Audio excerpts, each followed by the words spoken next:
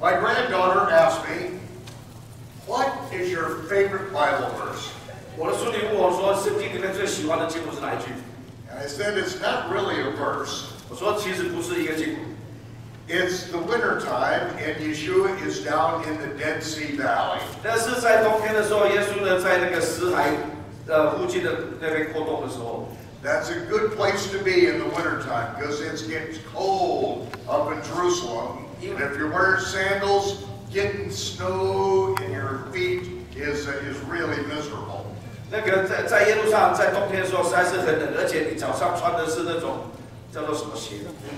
凉鞋啊，所以说这雪下到你的脚上更冷。 So he's down in the Dead Sea Valley with his disciples. 所以呢，耶稣呢就在这个死海谷呢那边过冬，跟他的门徒们。And he's invited into the home of a Pharisee for dinner. 然后呢，有法利赛人呢就邀请他们到他的家来吃饭。And while he's sitting at dinner, he begins to insult his host. 然后人家请他。 耶稣到人家的家里面吃饭，耶稣呢去坐人家家里吃人家的饭，然后又开始羞辱人家。And there were some Sadducees at the dinner with him. 然后就在那里呢，有一些撒都该人呢也在现场。And they said, "Are you going to insult us as well?" 然后呢，他们这个撒都该人说：“你这样子常常这个羞辱法利赛人，难道你要羞辱我们撒都该人吗？”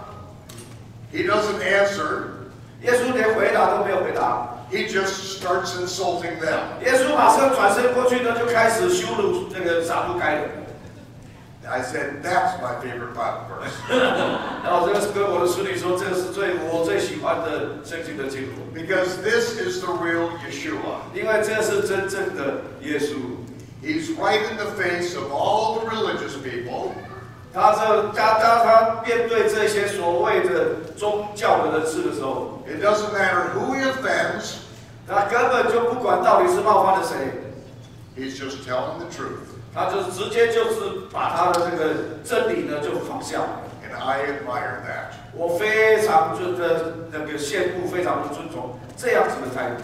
He's got the guts to be politically incorrect at every possible turn. 他就是有那种的胆气跟胆量的，在每一个场合里面的都要讲这种政治不正确的话。I want to be more like Yeshua. 我很喜欢像耶稣像这样子。So if I haven't offended you yet, I'm sorry. 所以呢，到目前为止我讲的呢还没有冒犯到你们的，我真的很抱歉。So, with insulting in the Dead Sea Valley. 所以现在讲的就是这个在死海谷呢，怎么羞辱这些宗教人士。Now, he is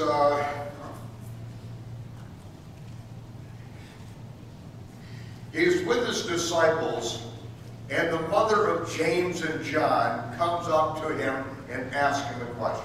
然后呢，他就跟这些门徒们在，然后那个雅各跟约翰的妈妈呢，就跑来问耶稣了。It's hard to turn down the mother of James and John. 这个呢，你很难拒绝那个约翰跟雅各的妈妈来跟你求情啊。And so they have their mommy go ask this question. 所以呢，这个雅各跟约翰就很聪明，就请他妈妈呢去跟耶稣呢，关说一下。Oh Lord. 哦，所以呢，他妈妈哦，耶稣。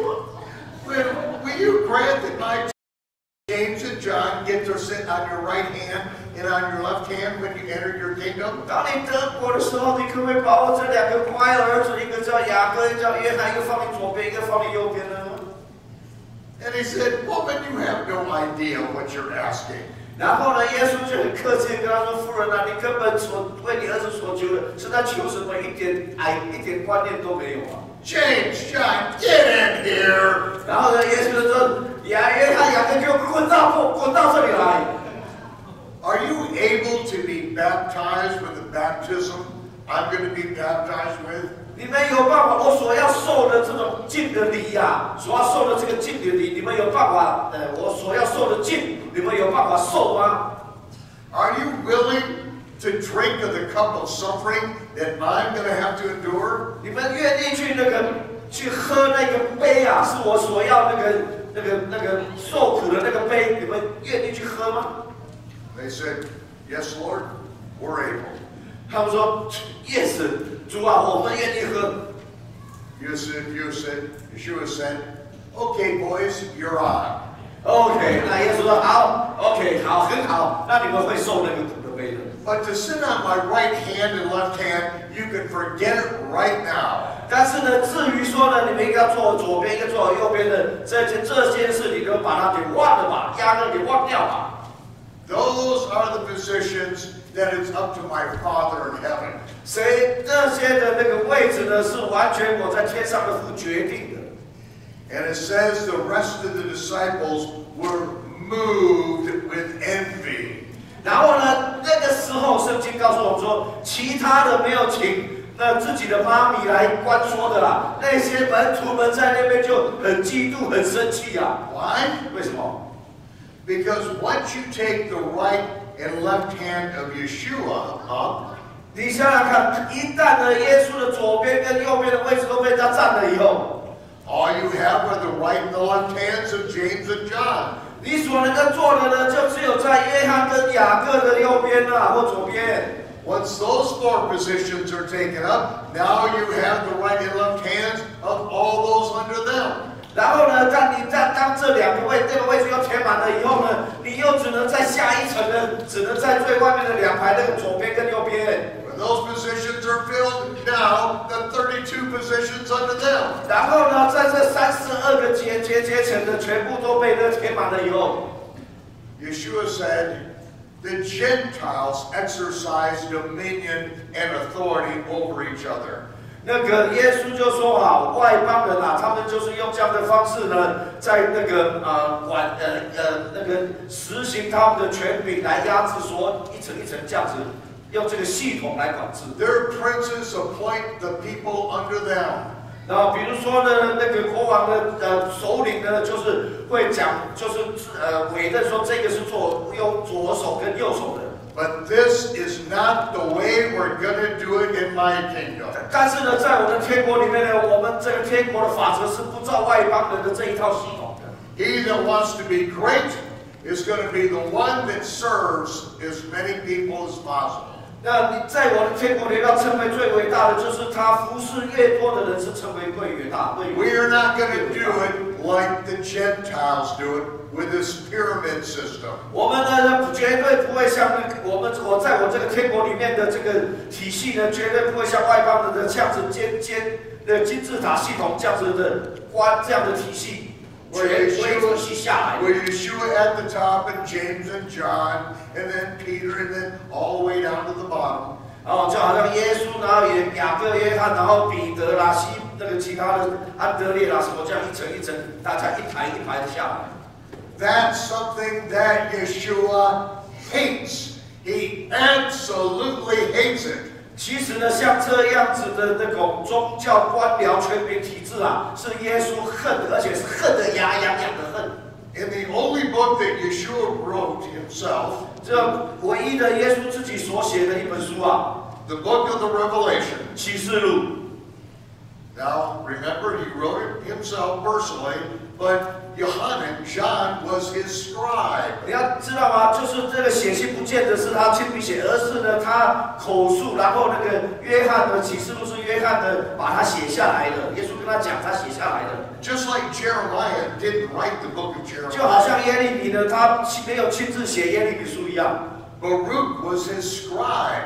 Baruch wrote the prophecy. 就是那个是巴录可能是他的文士，那个文士呢，照着他所讲的把它写下来的。 And Yohanan was the one who wrote the book of Revelation for Yeshua. It's the revealing that God gave to Yeshua to show to his servants. 同样的呢，约翰呢，就好像站坐着文士的角度，把耶稣呢从神所领受的那个关于他就是耶稣就是基督的这样的启示，以及未来要将成的事呢，那个约翰呢是忠实的照耶稣所讲的呢记录下来而已。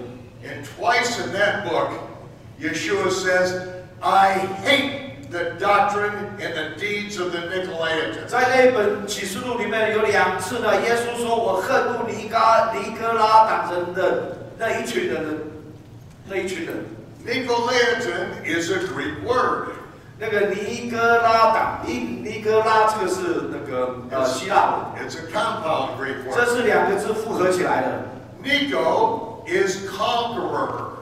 Nico 呢就是征服者。From which we get the word Nike. 从这个 Nico 呢就得到了 Nike 这个字。The God of victory. 那个 Nike 呢其实是一个神，叫希腊神话里面的一个神啊，就是那个战胜利的神啊。Laity, is the laity, the people. Laity 呢就是 laity 就一般的平民百姓。It's the conquering of the people by setting up a hierarchy that they have to kowtow or bow to. 这个呢，就意思就是说，尼哥拉主义的意思就是说，你设立这样子的宗教的官僚权威体系一路下来，来让这些一般的平民百姓的平信徒呢，来要对这个宗教体系来鞠躬敬礼。This isn't just a problem in Rome. 这个呢，只是在罗马天主教现在有个问题啊。Where you got the Pope. 在那里呢，你现在最高的就是有一个教宗。Then you got the cardinals. 然后你有那些主教。And then you got the bishops. 然后你要还那个另外的那个。And then you got all the other pedophiles under them. 然后呢，还有那些对儿童做性侵害的一些的这个。Wait. Well, one Roman Catholic seminary in California, there are over 5,000 registered pedophiles. This is sick, people. 就是在那个加州的天主教的那个修女的那个神学院里面的注册的，你到那边去注册的学生有500个是那个对儿童性侵的。If there are any Catholics here, that offense was absolutely free of charge. 如果万一我们现在在场有来有天主教的，这个冒犯是不收费的。But I have to say that's why I was running for Pope this last time. 所以呢，这个为什么说呢？我要竞选教宗的关系。I not only wanted to get a hold of the Vatican Museum, I wanted to help clean things up. 因为我不只是想要拥有这个梵蒂冈的这个博物馆，而且我想要清除梵蒂冈里面的那些败坏。I can't understand how I lost. 那我不晓得为什么没有人愿意选我。但是 But this Nicolaitan hierarchy, that's how the Gentiles rule over their kingdoms. 但是呢，就像这样子的尼哥拉主义建构起来的宗教权威体、官僚体系，这个又等同外邦人他们怎么样管制他们的人民。Because you can't listen to the voice of God yourself. 因为呢，你不能够直接听神的声音。You have to listen to the people over you and please all of them, all the way up the ladder. 你必须要呢，在对你上层的人呢毕恭毕敬，然后呢，只能从他那边听话，然后一层一层的上去来讲，一层一层的讨他们的喜悦。And this is how it really happens in the Christian world. 那这个呢，在基督徒的世界里、文化里面也是有这样的事。Is when somebody above us stumbles a little bit. 如果当有人呢，就上到了一个台阶上去了。Christians are the first ones to kill their wounded.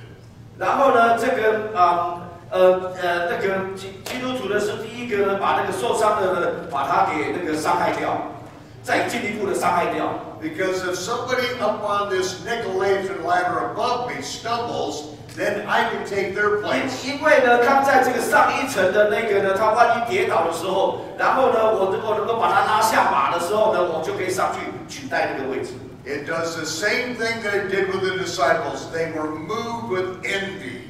They wanted those higher positions. 然后呢，所以呢，约翰、雅各的妈妈来做这件事情的时候呢，让其他的那10个使徒呢，同样的生气了，因为他们惹起他们的记恨啊，因为他们同样要这样子的高的权位。That's why Yeshua said, "You want to be great? You get down on the bottom and you raise everybody else up." 所以耶稣才讲说，你想要在我的天国里面成为那最大的，你先给我到底层去，然后呢，你帮助扶起更多越多的人，那个是你才会真正成为伟大。That's why Yeshua forbid any titles of nobility. 所以呢，耶稣呢，他才禁止有任何带有那种贵族式的官衔的，在他的那个天国里面。Like rabbi. 好像 rabbi。拉比 like the most holy right reverend so and so. 还有呢，这个最圣洁的那一位牧师啊，什么主教啊，书记主教啊。Like His Holiness, the Reverend Windbag. 啊，还有那个，比如说主教 Windbag 上面还要加一个头衔，叫最圣洁的 The Most Holiness. Yeshua says, "You are all brothers. Get over yourselves." 然后呢，耶稣就跟他们讲说：“你们都是彼此同做弟兄的，你不要把自己想象的那么大，好不好？” Now there is really a cult going on in some of these Jewish roots things. 然后呢，还有在这个就是从这个犹太根源长出来的呢，还有一个异端啊。They're telling their people to call them a rabbi. 然后呢，这些人呢，非常的，而且他们就是叫其他的人要称他们为 rabbi 拉比。Wait, Yeshua said, "Don't do that." 哎，奇怪了，现在为什么会有信耶稣的拉比们还要自称为拉比们？耶稣岂不是明白讲说，你们不要受拉比的称呼，你也不要称人为拉比吗？ So why in the world would we do exactly what Yeshua said don't do? 所以到底你们是怎么搞的？为什么耶稣明白讲不要做的事，你偏偏要做呢？ As soon as you call someone rabbi, they are up here and you are down. 为什么当这个你称呼任何人做拉比的时候啊，你马上就是把它放在上面，你就是在这个下面。 And I see this going on all the time on television. 然后我就看到这个在电视上面啊，就很多自称拉比的出现了。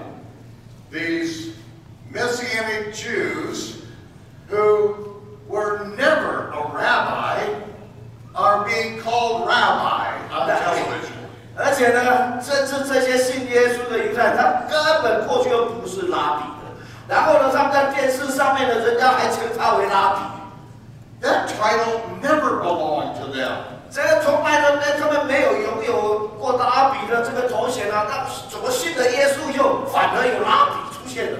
That's a title that the Pharisees bestow upon their great ones. 那个呢，就是那个法利赛人用这个拉比的称呼来称呼那些伟大的那些人。 It's like taking someone else's diploma for a doctor of the law, jurisprudence, and hanging it on their own wall, and they never even went to school. 这就好像说，你把别人的那个，比如说那个博士学位的证书拿过来，直接贴到你的墙上去，然后其实你自己连那个学校都没去过。 And they will say, well, rabbi really means teacher. 然后他们又教导说，哎，其实啊，没什么了不起，拉比的意思就是老师的、教师的意思。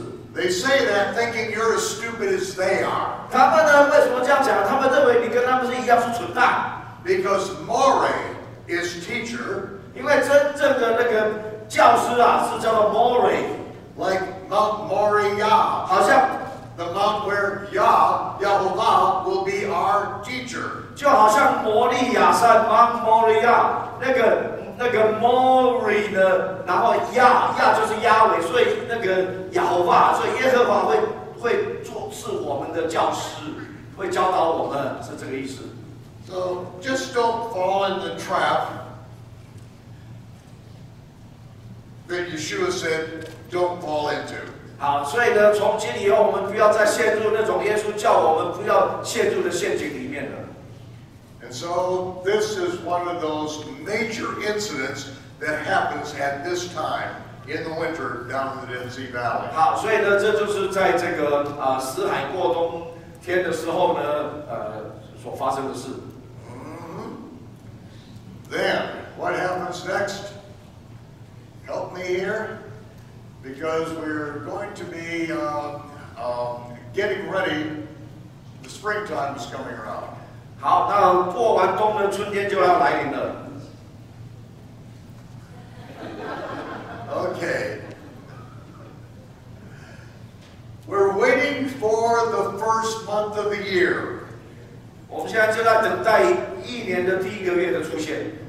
And so Yeshua is in a city of Ephraim, and he is waiting for the news whether we have a 13th month or if the barley is Aviv. 所以呢，那个时候是冬天了，然后呢，好像是第12个月，可是呢，他在以法莲那边呢，就在等待，他在等待一个消息，就是说，到底呢，今年会不会加一个闰月？还没，会不会加一个闰月？因为要看大麦有没有成熟。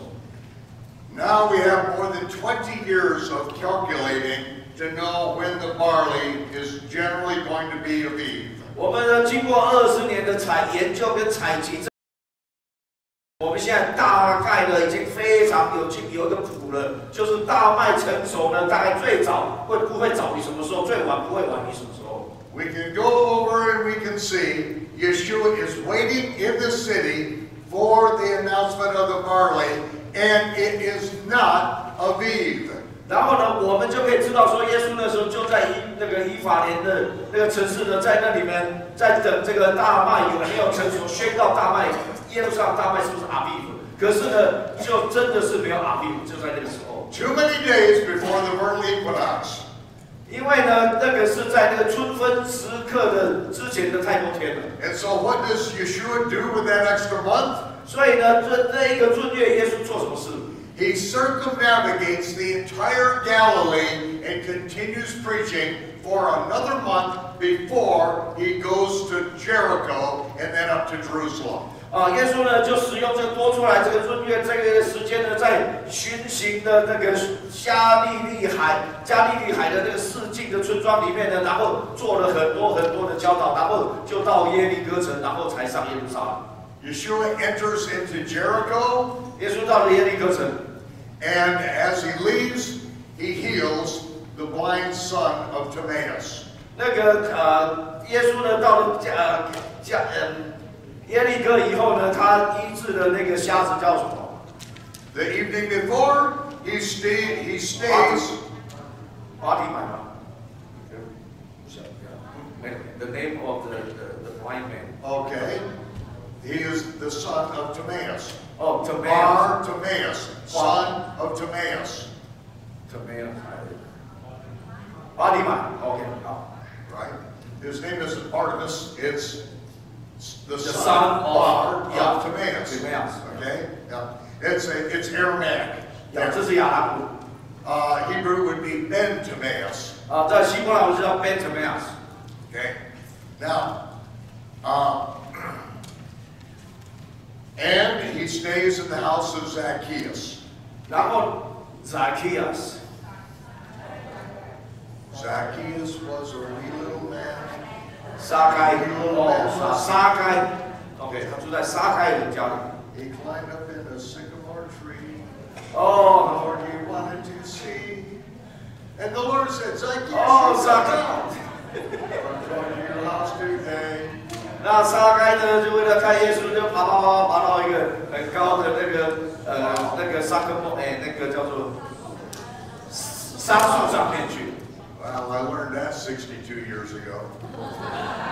It's amazing what you 这是 do. 他小时候在那个教会的小学的那个主日学里面学唱的，到现在还记得。 I do continually amaze myself with what I don't remember. Faster than a speeding bullet, more powerful than a locomotive, able to leap all buildings in a single bound. 我不知道他在说什么。Okay, so then he leaves Jericho. 好，然后他就离开了耶利哥， And he is heading to Bethany. 然后呢就到伯大尼去。 Bethany is on the other side of the Mount of Olives. 伯大尼呢，这是橄榄山的另外一面。It's a Sabbath day's journey, Pharisee reckoning, from Jerusalem. Just a short walk. 这是一个很短的距离，这个是呢没有违反到那个法利赛所规定的安息日可行的一日的路程的。It is at Jericho that Yeshua tells his disciples that he must go up to Jerusalem, where he will be handed over to the Gentiles, and the Gentiles will kill him. 就是在耶利哥城的时候呢，耶稣就跟门徒们讲明，他一定要上耶路撒冷去，然后呢，在那边要受文士祭司长的苦害，他们会把他交到外邦人，外邦人会把他杀害。3 different times he said that Gentiles will kill him. 他呢讲了3次，前又讲了3次呢，他会被交付外邦人的手，他们会把他杀害。So if you want to blame somebody, blame Rome. 所以呢，你们如果要怪呢，不要怪犹太人，不要怪罗马人。So now he's going up to Passover. His last aliyah going up to Passover. 好，再来呢，就是耶稣呢在地上的岁月的最后一次的上行耶路撒冷守节阿利亚。Okay, now he gets to Bethany and he tells his disciples to go down to the crossroad and get a donkey, a male donkey that no one has ever ridden on a day in its life. 然后呢，他在伯大尼的时候呢，他准备要上耶路撒冷，他就在那个交叉路口那边，他就差遣他的门徒呢去准备一只驴驹子。这只驴驹子是那个公的，然后呢是从来没有被人骑过的驴驹子，一定要是这样的驴驹子。And the Gospel of John says it is 6 days before Passover. 然后约翰福音讲到在那个逾越节之前的前6天。The date is Aviv 9. The 9th day of the month of the Aviv, it is Friday, and Friday morning they come into Bethany. 那个呢，就是那个从那个逾越节是那个14号往前推6天的那个第1天的那个就是那个亚比月的9号，在那个时候刚好是礼拜5。He tells his disciples to get that male donkey ready for the next day. 然后呢，他告诉这些人，让门徒们你要去把这只驴驹子找出来呢，因为隔一天呢，明天我要骑这个驴驹子。What is the next day? 那明天是哪一天？ It's the 10th day of the month of the Aviv. 就是亚比月10号。It's the day that the high priest selects the Passover lamb that represents the entire nation. 那一天呢，就是亚比月10号，就大祭司呢去伯利恒呢选举代表全以色列的那一头那个逾越节的羔羊的时候。This instruction was given to us while we were still in Egypt. 那这个规定的是我们在埃及的时候，耶和华神就已经规定下来了。On the 10th day of the month, you select the Passover lamb. 亚比月10号呢，你要去选取那个逾越节的羔羊。You groom it and inspect it for 4 days. 然后呢，你要把它给剪毛用好，然后呢，但是呢，你要把它检验它4天之久。And that's what's going to happen the next day. 那这个呢，就是明天就要发生的事情。However, 但是 that night when the sun goes down, it is now the Sabbath. 然后呢，所以呢，当那个礼拜5的时候呢，那个日落了以后呢，那个就正式开始了安息日了。Yeshua is having dinner at the house of Lazarus. 然后呢，耶稣那时候在拉撒路家中吃晚餐。This is one of the disciples that Yeshua loved dearly. He actually raised him from the dead just a month earlier, 2 months earlier. 那这个呢是耶稣很喜爱拉撒路，他2个月前呢才把他死里复活。He's having dinner at the house, and one of the women has a box of spikenard, very costly, and it would take an entire year's wage to buy this, and she breaks it open and anoints his feet. 然后这个故事我们大家都熟悉，就是一个女人拿着这一瓶非常珍贵纳达浪香膏，那个是的1年的工资的薪水呢，她就把它当场给打破了，高过耶稣。Now Judas is there, and he doesn't like that. 然后呢，犹大呢，犹大呢也在那，他看到了很不高兴这件事情。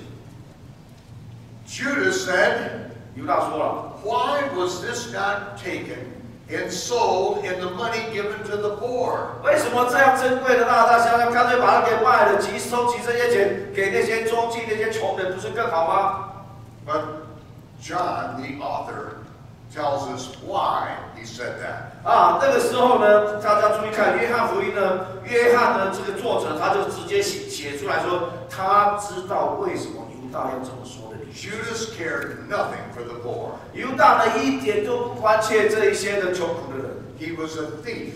他是一个贼。And he stole what was in the disciples' purse. 他常常呢从那个门徒的那个钱囊里面呢去偷钱。This is where Judas is exposed as a thief and a liar. 这个呢就是那个所以呢这约翰呢就在那里在那个经文里面呢直接暴露了那个犹大呢是一个贼，而且是一个说谎者。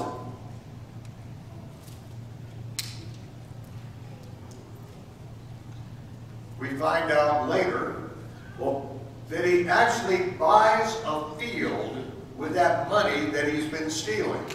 后来我就发现说，其实犹大后来是有买了一块田地，那块田地的资金的来源就是从他经常从门徒的钱囊里面人家奉献的钱呢偷出来的，然后去买了一块田地。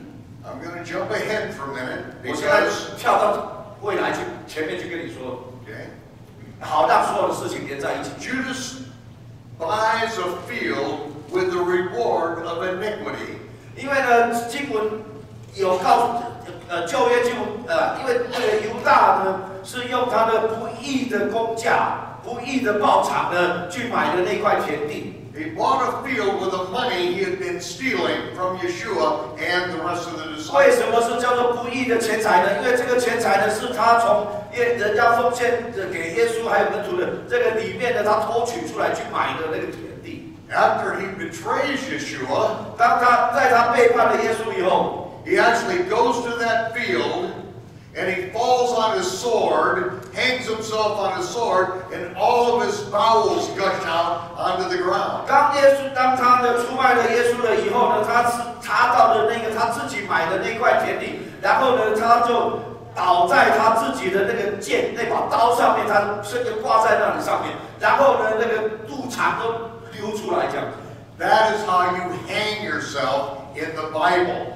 这个呢，圣经里面讲的是你怎么上吊，是这样子吊法。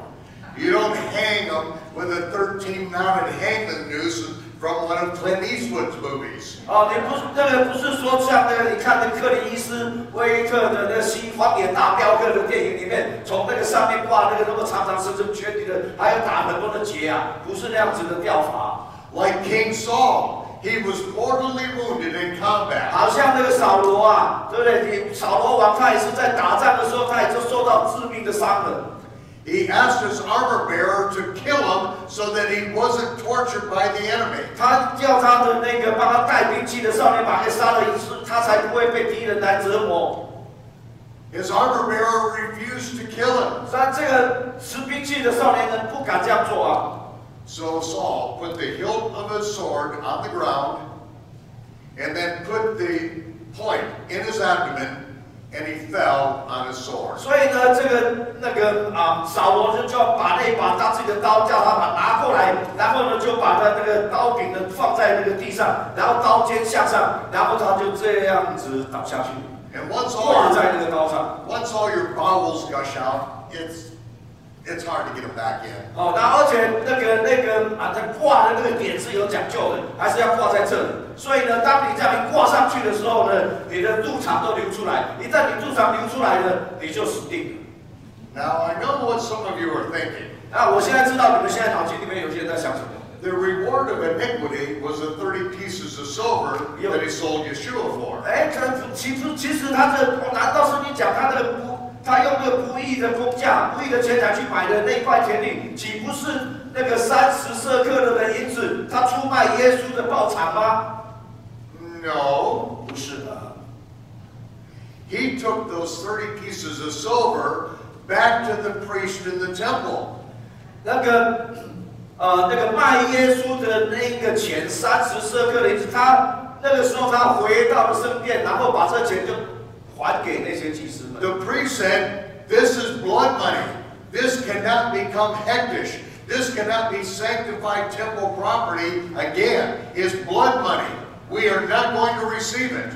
那个祭司们就拒绝了这个34个人，他们说这个是血钱啊，这样是既然是血钱呢，我们也没有办法再重新让它那个洁净的，所以这样子的血钱我们是收都不能收啊。So Judas took the 30 pieces and threw them down in the temple and went out and hanged himself on a property that he bought with stolen money from the 所以 disciples. 呢，那个时候犹大呢就把这个34个银钱就丢在那个圣殿里面，然后他就冲跑到他自己用从那个门徒跟耶稣的那个钱囊里面所偷的钱所买的那一块田地，他逃到那里呢，用刀呢就把自己挂在上面，肚腹流出来，自杀而亡。Now, what did the priest do with that 30 pieces of silver? 然后呢，所以这个钱就丢在那里，这祭司们把这个34个钱条，他们做什么事？ It can't go back in the temple. 这个不能够再重新放回圣殿的奉献箱里面的。So they bought a parcel of land to buy strangers.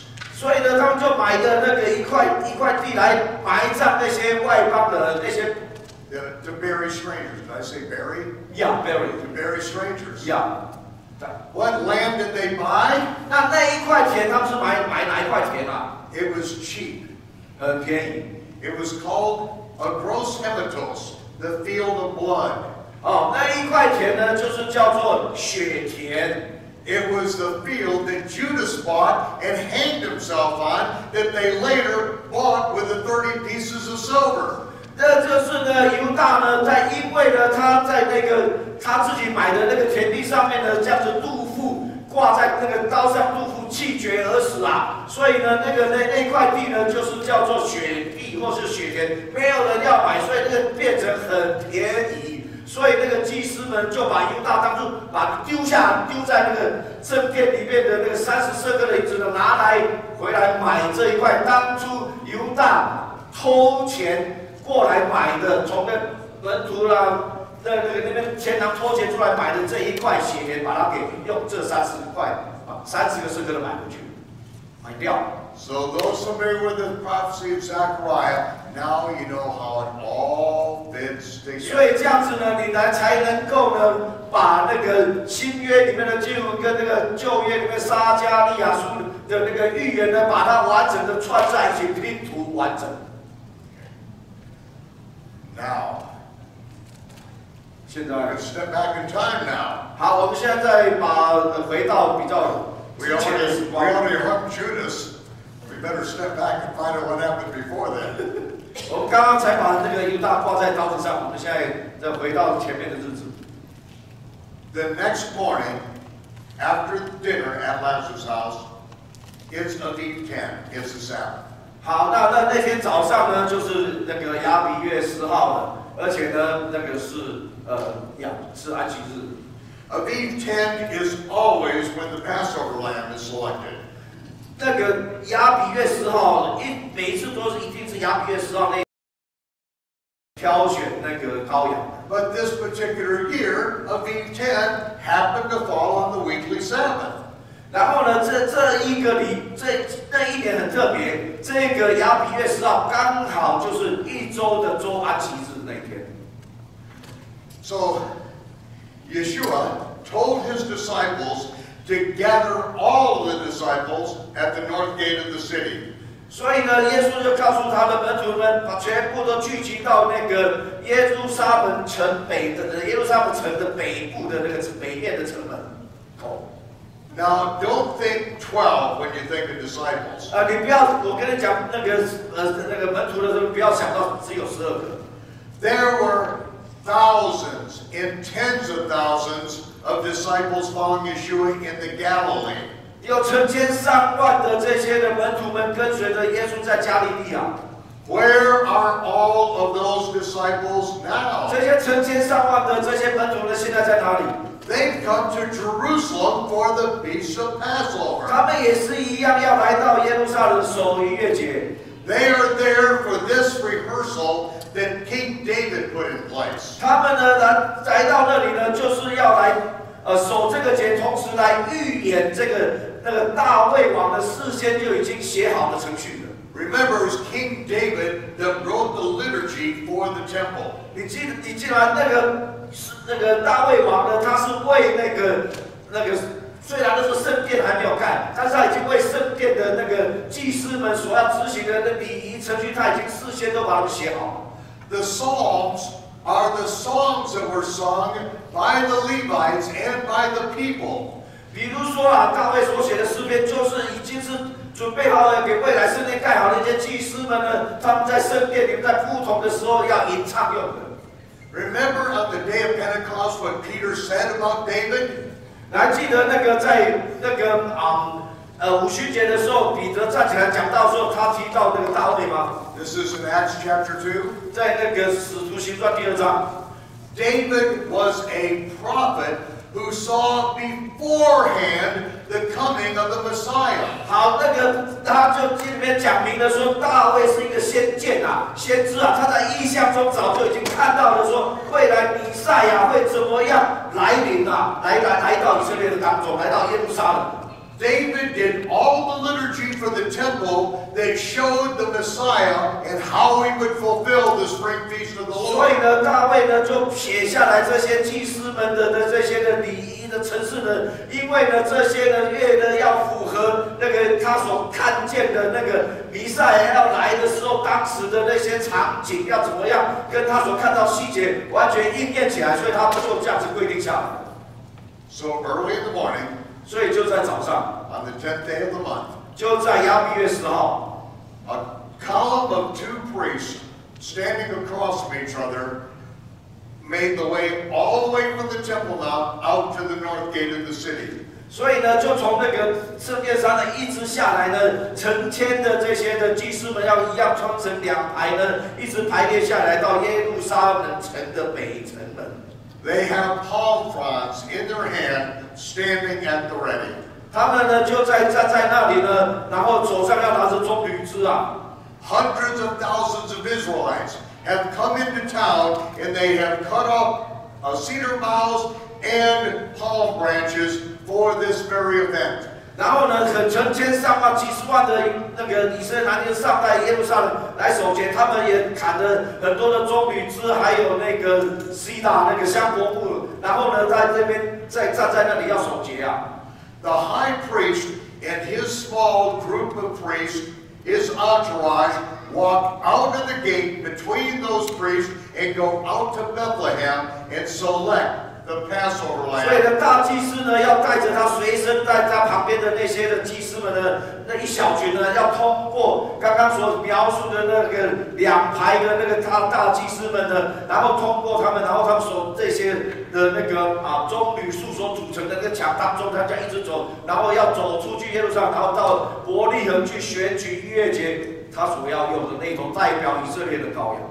He picks the most perfect, blemishless lamb to represent the Passover lamb for the nation. 他必须要选取那一个最完美、毫无瑕疵、毫无玷污的那一头那个伯利恒的羔羊来代表以色列。 He brings the lamb the 5 miles back to the city of Jerusalem from Bethlehem. 然后呢，选好了以后呢，这样走5英里左右的路呢，抱着这个那个羔羊呢，回到耶路撒冷。 The priest lying to the way outside the gate watch for the priest to arrive with the Passover lamb. 然后呢，同时呢，这些的那个祭司们，他们一直排队，一直这样2列一直排到耶路撒冷北城门的外面还在排。那在那边呢，形成那个通道，要迎接大祭司呢，从耶路撒冷抱着那一头羔羊回来。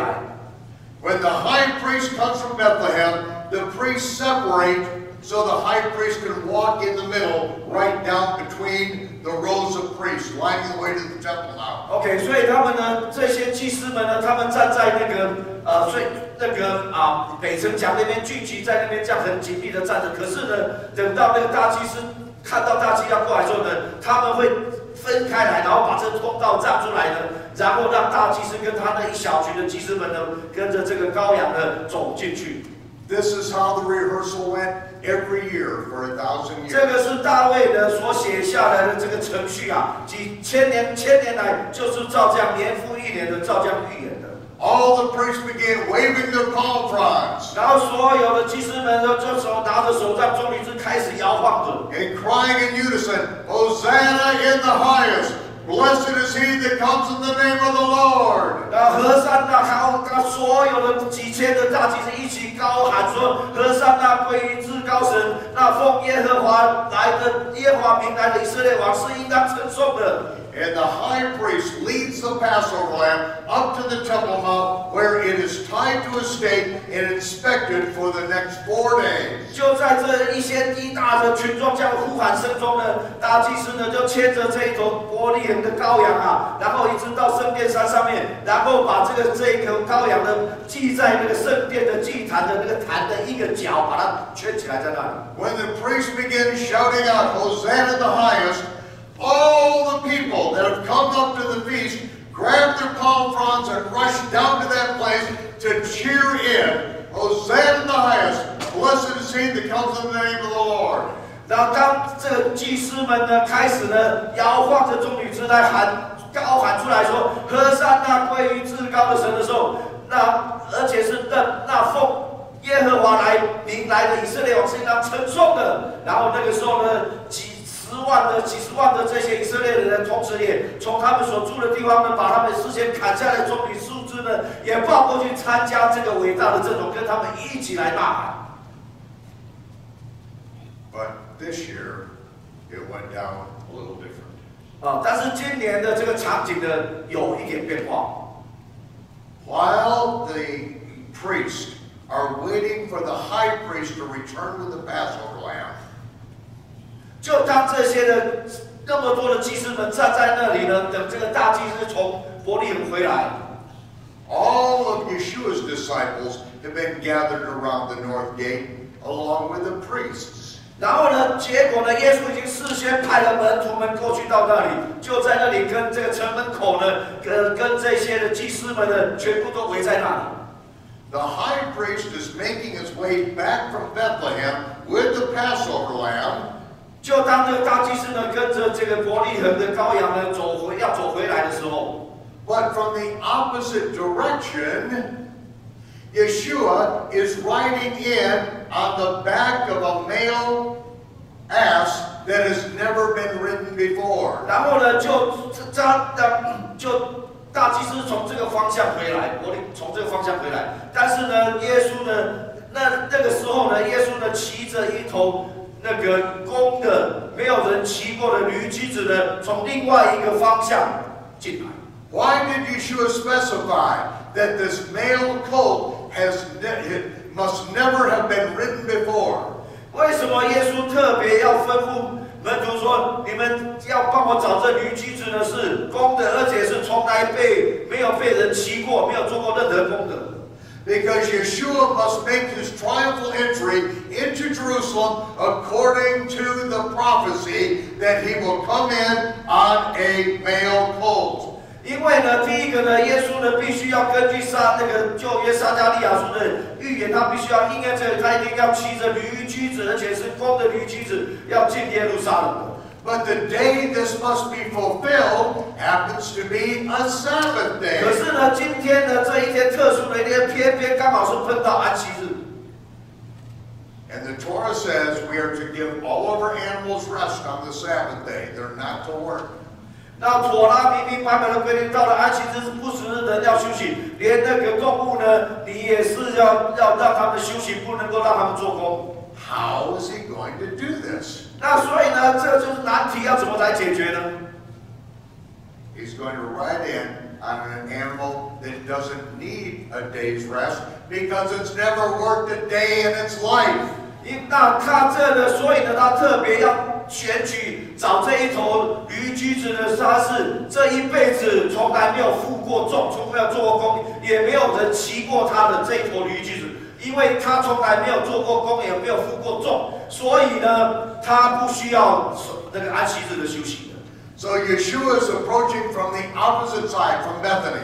所以呢，耶稣呢是从伯大尼这个方向骑着驴驹子进来。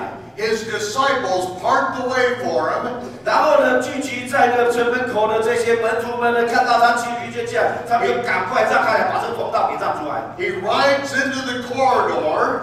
然后呢，他就进到那个城门了。And his disciples begin to shout out, Hosanna in the highest! Blessed is he that comes in the name of the Lord. 结果这一次呢，是他的门徒们首先喊出来说：“和散那，和散那，归于至高的神，那奉耶和华名来的以色列的王是应当称颂的。” Right then, 10,000 priests begin waving their palm frond, shouting, Hosanna in the highest! Blessed is he that comes in the name of the Lord. 所以呢，然后呢，这些的成千的祭司们呢，他们听到声音搞不清楚状况，他们也跟着喊出来说：“和散那，和散那，归于那至高的神，那奉耶和华名来的以色列的王是应当称颂的。” 100,000 people rush from their apartments and come down with their palm fronds. Hosanna in the highest! Blessed is he that comes in the name of the Lord. 来耶路撒冷守全的几十万的男丁的人们，一听到祭司们这样子高喊出来的时候呢，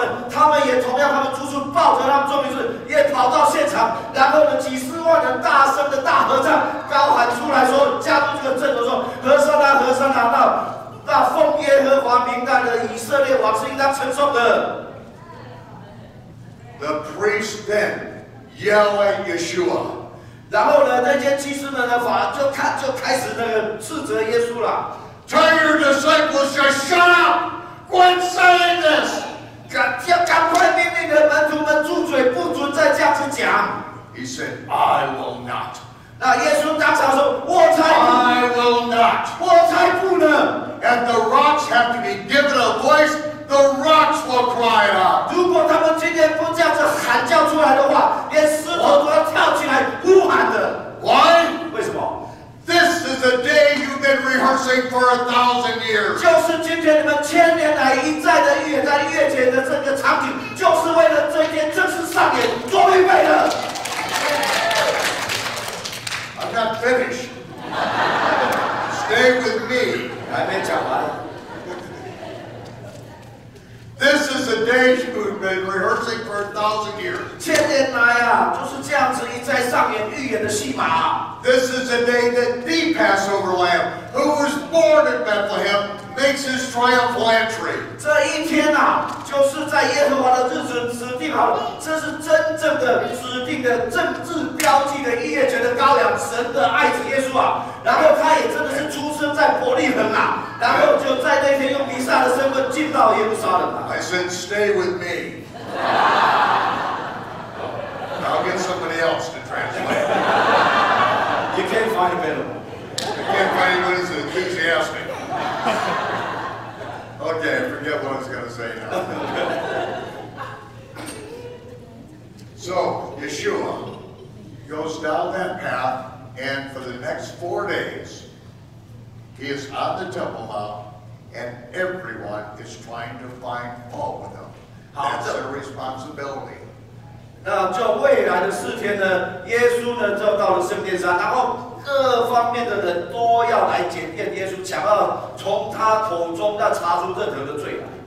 The scribes, the Pharisees, 文士 the 法利赛人， Herodians, 还有那个纪律的家宰们， the religious and civil leaders are all trying to find 所有 fault. 宗教界的各派系的领袖们，还有那个政治界的领袖，全部都一起来检验他。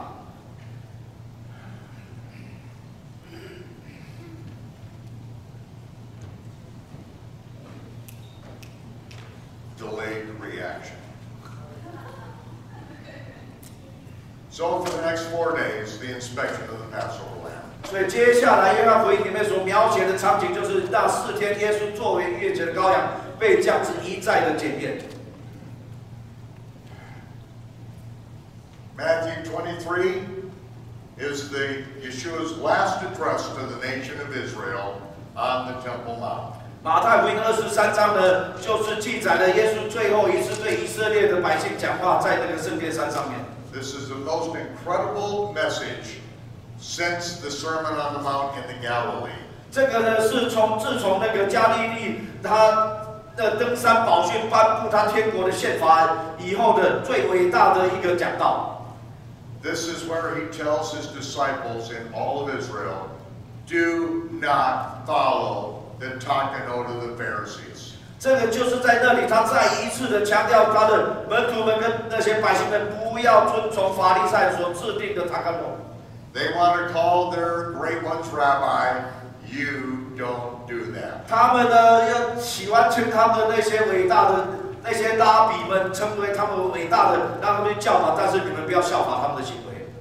He storms out of there saying, "You are not going to see me again until you say." Baruch haba b'shem Yehovah. Blessed is he that comes in the name of Yehovah. 然后呢，他甚至呢跟他们讲说：“你们从今以后必不得再见我，直到那一天，你们奉耶和华名来的以色列的王是应当称颂。” As he storms out of the temple, his disciples try to change the subject. Oh Lord, look at these beautiful buildings that are going on. 所以呢，当他在这个圣殿这样子的严厉的教导完了以后呢，走出来说，他的门徒想要缓和气氛一下，所以就跟他说：“哎呀，夫子啊，你看一下这一个圣殿是盖得多么雄伟啊！” He said, "Yeah, they're really beautiful, boys. Take a good look at them. There's not going to be one stone left on top of another. It's all coming down." 耶稣说：“是的，小子们，你们要好好的观看，趁这个时候好好的看吧，因为在未来的有一天呢，这一个圣殿呢，连一块石头也没有办法在另外一个石头上面，全部都要被拆掉。” Those 3 disciples that accompany him don't say another word as they go all the way to the Mount of Olives. 然后呢，他们3个门徒跟着他到这个橄榄山呢，一句话都没再说了。They said, "Master, tell us, when will these things be?" 到了那里的时候，他们就问耶稣说：“夫子 And tell us what is going to be the sign of the end of the age." 夫子，这个事情是什么时候会发生？而且你再来，跟世界的末了到底有什么样的征兆呢？ Yeshua said, "Listen to me very, very carefully so that no one can ever deceive you." 耶稣说：“你们要非常非常仔细的听，所以呢，没有任何人能够迷惑或者是欺骗你们。” And then he told them the things that were going to transpire before the end of the age. 所以呢，他就开始呢，在橄榄山讲论的时候呢，就马太福音24章就把所有到耶稣要再回来之前的那些事件啊，一一都把它列出来给他们。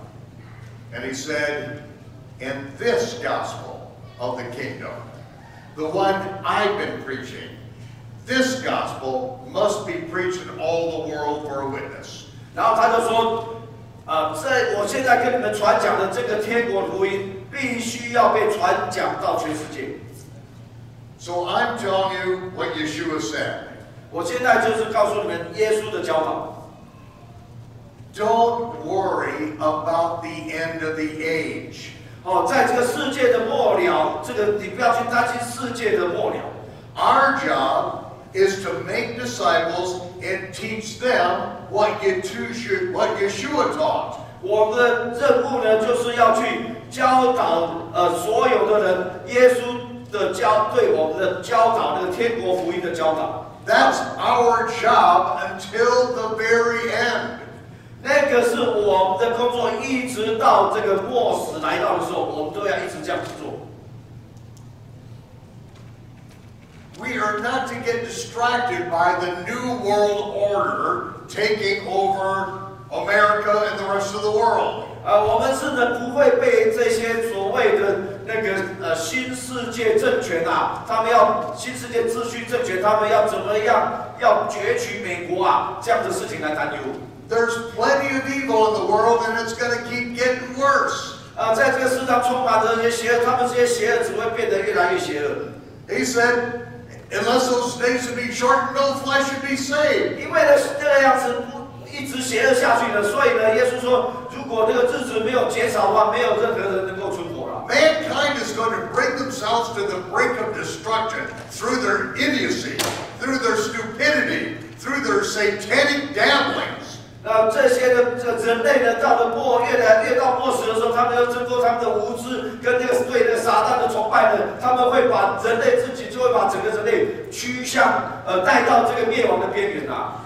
This gospel of the kingdom must be preached in the world. 这一个天国的福音呢，必须要传遍全世界。Not the gospel of greasy grace. 不是那个讲的，不是那个廉价恩典的福音啊。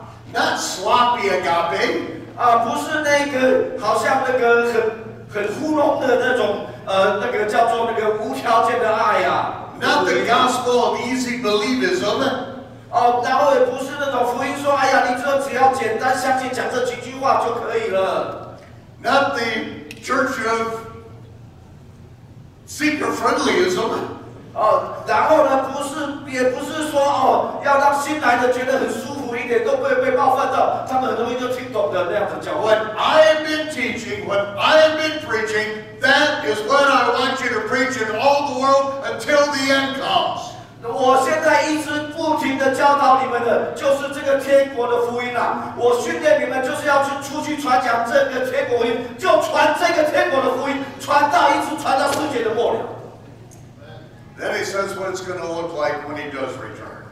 然后他就告诉我们说呢，他要回来之前呢，回来的时候会发生什么事情 He said false prophets are going to say, I'm coming Tamion in secret. 然后呢，他就说呢，很多的这些假先知呢，会告诉你们说，我耶稣啊，会秘密的回来给你用。False prophets are going to say that I've already come back and you've got to come out and see me. 所以呢，这些的假先知会说，耶稣已经回来了，你们一定要跑出来到那里来找我。He said, it ain't me. 然后说，不是我。I'm not coming back in secret either. 同时呢，我回来不是秘密回来的。I got to tell you what it's going to look like.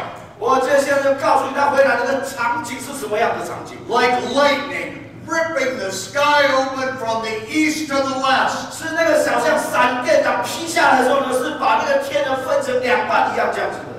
Nobody is going to be able to fake this one. 没有人能够假造像这样子的天象啊！ I'm going to send forth my angels from the four winds to the graves of the righteous dead, and I am going to raise them up. 然后呢，我是要派遣我的众天使们从天的四方下来呢，然后把这些那个在基督里面死的这些人全部给他复活起来啊！ It's not going to be something done in secret. 这个绝对不是一个秘密的被提事件。 Where people's cars no longer have a driver. 然后这个突然的出现了自动驾驶的无人车，那个驾驶员就被提走了。Where your school teacher just disappears. 然后呢，突然呢，你找不到你学校的教师，他跑去哪里了 No, I'm going to rip the entire sky open. 不是的，我在来的时候，我是要把整个天这样劈开，裂天而降回来的。Nobody's going to fake this. 没有一个人有办法假造这样的假象出来的。And then he tells the same thing in the book of Revelation. 然后再一次在启示录里面又再讲一次。See, it's Yeshua saying it in Matthew 24. It's Yeshua saying in the book of Revelation. 所以呢，马太福音耶稣里面所讲的呢，他在启示录里面也讲。The very same message he gave to Paul. 同样的那个给那个使徒保罗的信息也是一样。It is going to happen in a moment. 而且这个事情发生是眨眼之间。 In the twinkling of an eye. 在眨眼之间就发生了。 At the last trump. 在最后一个号吹响的时候。That's when. 那个是那个时候的事情。Yeshua tells us when the last trump is in the book of Revelation. 然后耶稣呢已经告诉我们很清楚，在启示录里面，到底最后一号7号的最后要什么时候吹响的 He's not confused. 耶稣一点都没有困惑啊。He can count to 7. 耶稣呢不只可以从1数到3，他可以从1数到7的。There are 7 trumps.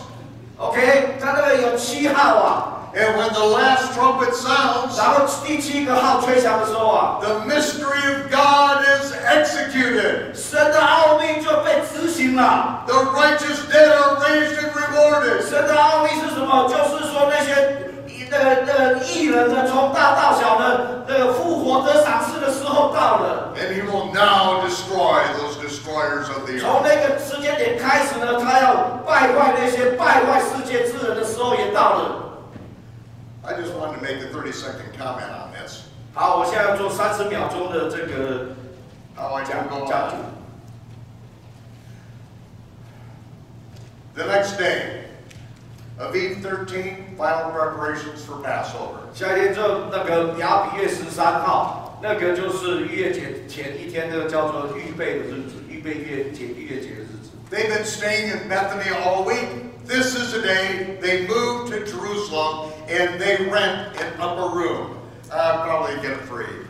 哦，他们呢就是那个在犹大里住了1个礼拜之久，但是这一次呢，他们是这个时候他们是搬到了那个耶路撒冷呢，拿到了一个楼上的一个房间可能是人家免费供应的。When the sun sets at night, 就在那个日落的时候， it is now the 14th. 因为亚比月的13号日落的时候就开始亚比月14号。 And Yeshua has his last supper with his disciples before Passover. 就是在那个晚上呢，耶稣跟他的门徒们做最后的晚餐。 The Last Supper is not Passover. 所以呢，最后的晚餐不是逾越节的晚餐。 The Passover lambs are not even killed until the next afternoon. 因为呢，逾越节的羔羊是要在隔天的下午才被宰杀。 Let me illustrate this for you. 好，我现在呢，示范一下。 They're at dinner that night. 他们就在那天呢，就在那个 Yeshua sends Judas out to do something. 耶稣呢派犹大呢去做的事情。 He said, "What you do, do quickly." 他跟他说，朋友，你要做的就赶快去做吧。 He said, "It says the rest of the disciples thought that he sent Judas out to buy something they need for the feast, or to give something to the poor, so that they could have a good feast of Passover." 他们以为呢，耶稣是派遣那个犹大出去呢，去紧急采买，因为那个逾越节到时候你买不了东西了，所以呢，那个是不是有缺什么东西，赶快紧急出去采买，或者是呢，去帮助把钱给这些的穷人们呢，让这些穷人们也有办法赶快去采买一些东西，好过逾越节。 If they had just got through eating the Passover meal, would anyone think that Judas would be sent out to buy something they need for the meal they just got through eating? 如果那个最后的晚餐就是那个逾越节的晚餐的话，为什么这些门徒们会想说犹大是出去呢，要紧急采买过节要用的东西呢？ That's what we call a fatal error. 这个是致命的错误啊！ You can't get past it. 这样的致命错误，你根本就没有办法修复的。 Because the Passover meal is eaten on the high Sabbath of the 15th, you don't go out and buy anything. 因为那个逾越节的羔羊是什么时候吃逾越节的羔羊的宴席的呢？那个是在亚比月的15号，那称为那个大安息日的那一天。 Here's another example from the meal. 好，这样另外一个例子。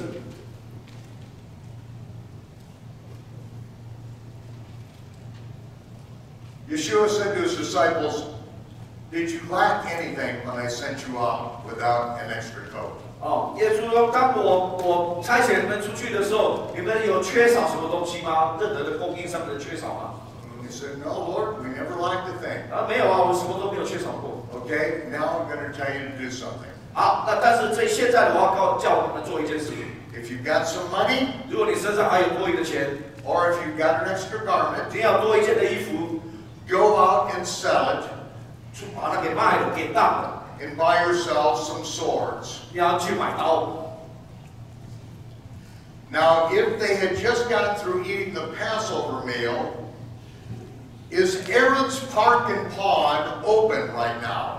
好，如果你想想看，如果那个时候他们才刚刚吃完逾越节的晚餐，那个亚伦 Aaron 那个 park 他所开的当铺还开着吗？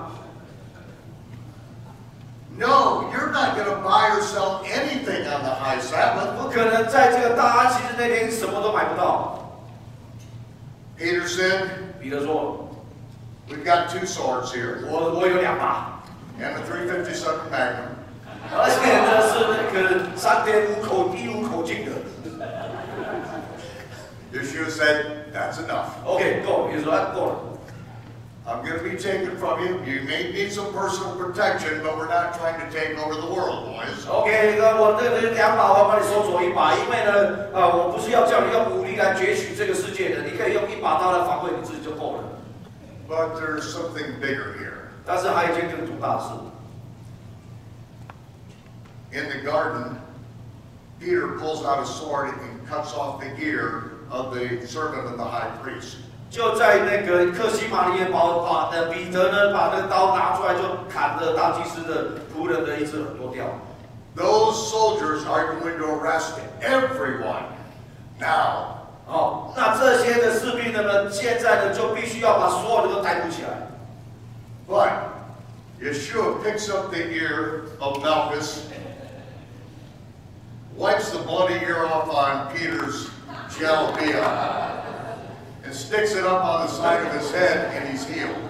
然后呢，那个时候呢，就是耶稣呢，就从地上呢，就捡起来这一只耳朵，大祭司的仆人的耳朵，然后呢，就走到彼得的那个干净的衬衫上面，这样把这些土血抹一抹掉，然后呢，就把它重新的贴回去那个仆人的耳朵上面。The prophecy is he was numbered among the transgressors. 他那个预言是讲说他被列在那些罪犯当中。Israelites had been disarmed by Rome. They did not have the right to keep and bear arms, and so having swords on them made them all transgressors. 因为呢，当这个罗马呢，他们把这个罗马的政府呢攻占了以色列，占领了以色列以后呢，他们做了一个规定，就是说就是他们这些人是不能够带刀的。所以呢，当彼得带刀到那里去的时候，已经是成为罪犯。Okay, now after the supper, they go over to the Garden of Gethsemane. 好了，然后呢，他们吃完这夜间就是那最后的晚餐的时候，就到克西马尼园去。Gethsemane, it is the garden of the olive press. 那个 Gethsemane 的意思呢，就是那个压橄榄的那个意思。And there, Yeshua is arrested. 就在那里，耶稣被逮捕。He is then taken to the house of Annas, the high priest, for a brief midnight trial. 他呢就被带到大祭司亚拿的那个家里面呢，做一个很简短的半夜的审讯。He had told Peter twice that night that he would betray him before the dawn, when the cock crowed. 他已经呢告诉了彼得说，2次告诉彼得说呢，那个当夜呢你会否认，在那个鸡叫以前你会否认。He told him at the supper, and he told him again on the way to the Mount of Olives. Twice that very night, he said, "You will betray me before the cock crows in the morning." 然后呢，那个是在最后的晚餐，还有他们去那个橄榄山的时候，那个耶稣跟彼得2次这么讲的。And at the house of Caiaphas, 该亚法的那个祭司的家中 early in the morning, 很早的时候， before the sun ever rises, 就在这个太阳还没有升起来的时候， Peter had denied him 3 times 那 already. 彼得呢都已经3次否认主了。 They then take him to Pilate's judgment hall. 然后再带到比拉多巡抚的衙门， They have to wake Pilate up. It is so early in the morning. 因为时间实在太早了，他们要去绞城，把比拉多叫醒。 What is all the commotion and all the torches going on outside of Pilate's judgment hall? 然后呢，到底是在要把那个比拉多的巡抚衙门外面发生的这些争闹的事情啊，还有这些折磨人的事情，到底是怎么一回事？ Pilate goes out. He needs to know what's going on. 所以呢，比拉多就知道出来后，他必须要搞清楚是怎么一回事。 But he has to go outside of the judgment hall because the Pharisees refuse to come into the judgment hall. 然后呢，他必须要呢走出大衙门，到外面去见他，因为那些法利赛人拒绝进到他的衙门府里面来。 Why did they refuse to come into Pilate's judgment hall? 为什么他拒绝进到那个比拉多的衙门里面去呢？ The Bible says because they did not want to be be defiled so that they could eat the Passover. 因为呢，这些法利赛人不想进到这个比拉多的巡抚的衙门里面呢，受到玷污呢，变成不洁，以至于呢，他们不能吃逾越节的晚餐。The Passover isn't even going to be killed until later that afternoon. 那个逾越节的羔羊是在那一天的下午才会被宰杀。But they have to go through their ritual of purification, and they don't want to go into the judgment hall. 可是为了要吃逾越节晚餐，他们要经过一套他们自己所规定的那些洁净的礼仪以后，他们才能够吃逾越节的晚餐。所以他们不想进到那个比拉多巡抚的衙门里面。So let me ask you. 所以我现在来问你啊 Was the dinner the night before Passover?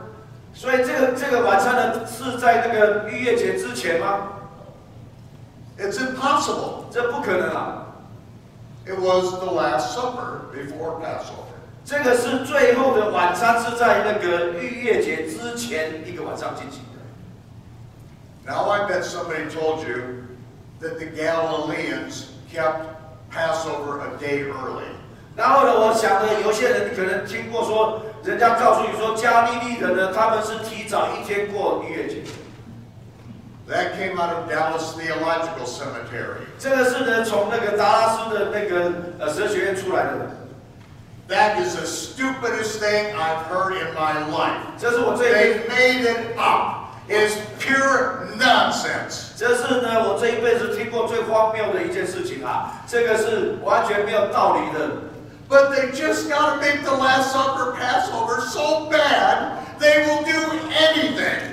但是呢，他为了要证明说这个最后的晚餐就是逾越节的晚餐，他们愿意铸造出来任何的踪迹。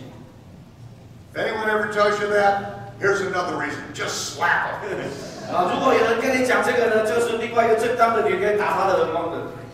The Word of God is absolutely precise, intricate, and right on. 神的话语呢是永远是精确的，而且是交织在一起，精准应验的。 We don't need to change things just to make it fit.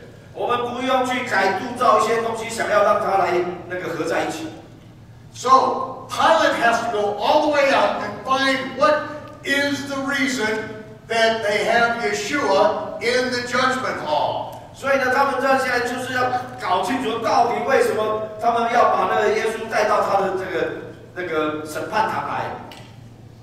And so they bring their accusations. 然后呢，就把他们的那个控诉呢再讲出来了。 Pilate comes back in and talks to Yeshua. 然后呢，那个时候呢，耶稣是在那个审判台是在里面的。然后呢，那个比拉多呢，就还要走出去听这些法利赛人讲一讲，再回来呢，再来进去再问耶稣啊。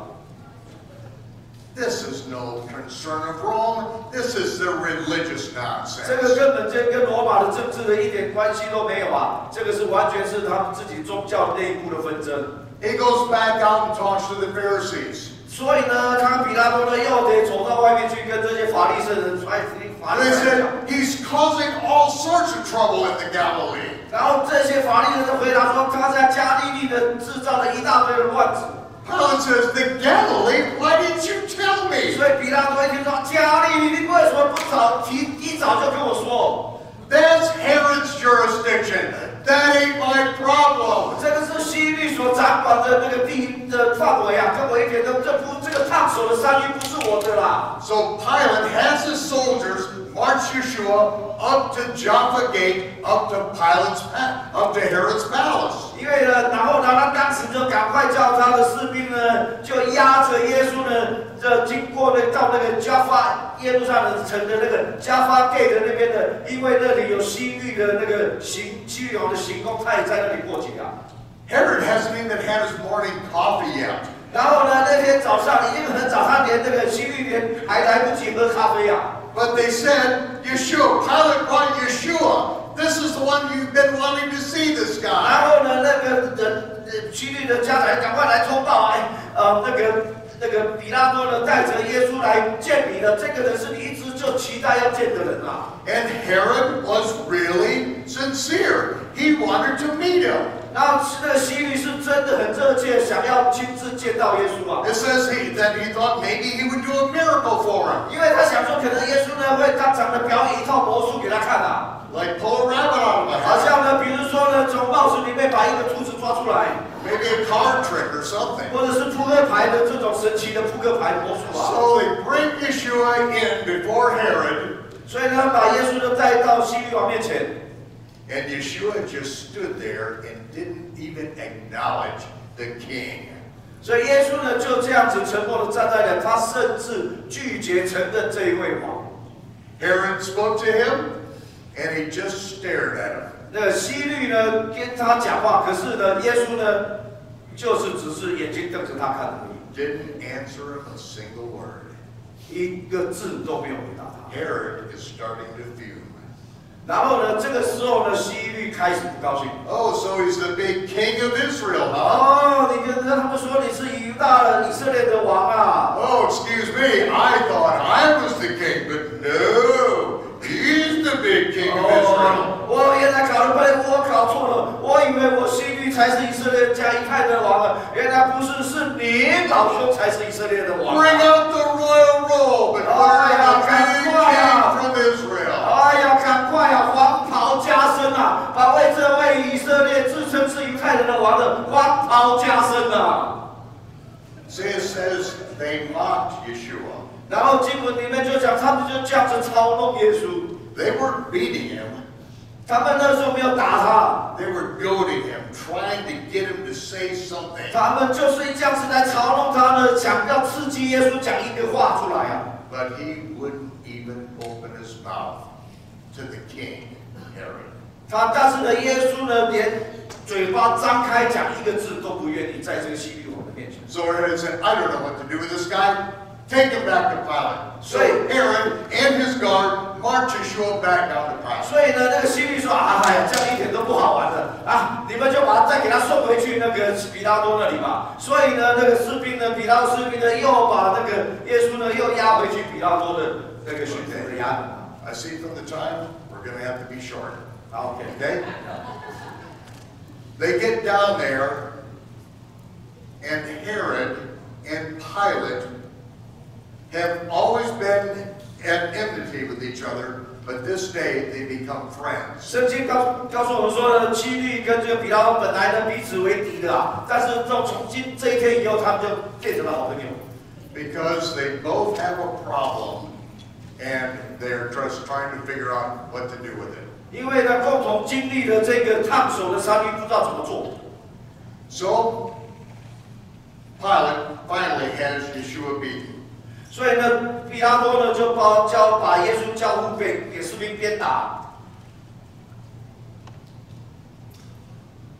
And so one of these big Roman centurions with a cat o' nine tails then takes it to Yeshua and the blood starts splattering. 所以呢，这个孔武有力的那个百夫长呢，就拿着那个鞭后面还有那个铜铃做的那种东西，然后呢就这样子猛力的鞭打耶稣啊。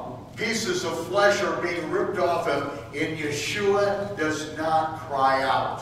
然后呢，在那个一片的那个血肉啊，就这样子被带出来了。可是耶稣一点喊叫都没有。 Now, this big Roman soldier, his manhood is being challenged. 然后这个孔武有力的这个罗马的士兵呢，他的自尊心呢就受到了伤害。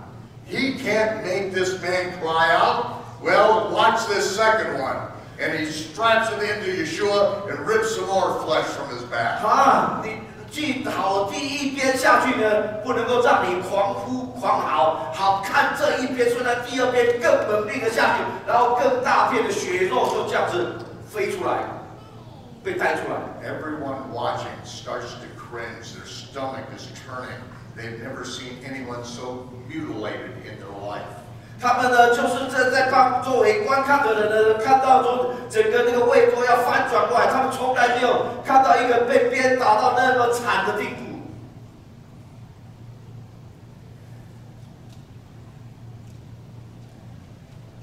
They take Yeshua back in. Pilate goes in. 然后再一次的把耶稣呢带回去比拉多那里，然后比拉多就走过去问他。 And Pilate says to him, What have you done? 比拉多就问耶稣说：“你到底做了什么 Answer me. 回答我， Answer me. 回答我！ Don't you realize I have the power to kill you?” 你难道不明白说我有权利把你杀了吗？ Yeshua said, "You don't have any power except God give it to you." 耶稣就跟他说啊，你根本就没有那个权利，除非这个权利呢是从上面从神给你的那个权利，才有办法杀我。 And Pilate walks back out and again says, "I find no fault in this man." 然后那个时候，比拉多呢再一次走到他的那个官府的外面，对着这些法利赛人宣告说：“我从他查不出任何的罪来。” And they said, "You don't understand. This man makes himself a god." 他们法利赛人都说：“你不了解比拉多，他这个人自称他是神。” His blood runs cold at that. 哦，在那个时候呢，他的整个那个比拉多的血呢，同时从那个时候呢，好像从冰冻下来。His wife had already come out and said, "Have nothing to do. This man is innocent. I just had a dream about him. Don't touch this man." 因为呢，就在之前那个他的晚上，他的太太已经做了一个梦，然后做了这个异梦，然后他起来警告他的丈夫说：“你不要对这个人下手啊，因为我做了这个梦，这个人这个是从神来的。” Finally, Pilate gives in and says, "Okay, take him away, crucify him." 所以呢，那个时候呢，但是呢，比拉多挣扎了一番以后呢，他就放弃了，他就屈服了，就说好吧，就交付给兵丁说好，把他钉十字架。So they put the wood of the sacrifice on Yeshua's shoulder to lead him out. 所以呢，就把这个好像献祭的那个柴火啊，背在那个耶稣的身上，就那个十字架的。Now here is Isaac's question to Abraham. 然后现在呢，回到创世纪呢，以撒问亚伯拉罕的那句话。He said, "Father, I have the wood of the sacrifice on my shoulder. Where's the lamb?" 他说：“父亲啊，那个献祭的那个木材啊，我背在我的背上的，但是那个羔羊在哪里？” Abraham said, "God will provide himself a lamb. You follow me." 那个亚伯拉罕跟他说：“神会为他自己准备一头羔羊的，你只要跟从我。” And just as Abraham raised a knife to plunge it into his son, the angel stopped him in mid-swing. 在就亚伯拉拿起那个刀子要刺向那个以撒的胸口的时候，就在半空中呢，那个神的使者向他显现，把他阻止了。And said, "Look, a lamb, a male lamb of the first year with its horns in a thicket of thorns is caught. That is the provision for your son." 说看啊，就在那个树枝之间呢，就夹着1岁的公羊，它的2个角被树枝刚好夹住了，那个就是来为你。这就是神所预备的那个羔羊，为你的儿子所预备。God provided a substitute for Abraham's son. 神呢，他为亚伯拉的儿子呢预备了这个代罪羔羊。And now Yeshua, with the wood of the sacrifice on his shoulder. 那现在呢，耶稣呢就拿着这个一样的献祭的这个木材啊，就是十字架，在他的肩膀上。Walks out to the very place that Abraham built a sacrifice for his son 2,000 years earlier, north of the city gate of Jerusalem. 就走到了当初2000年前啊，那个亚伯拉罕呢记得筑的那个坛啊，献以撒的那个坛的，就在那个地方，那个是在耶路撒冷的那个城的北部城门的外面。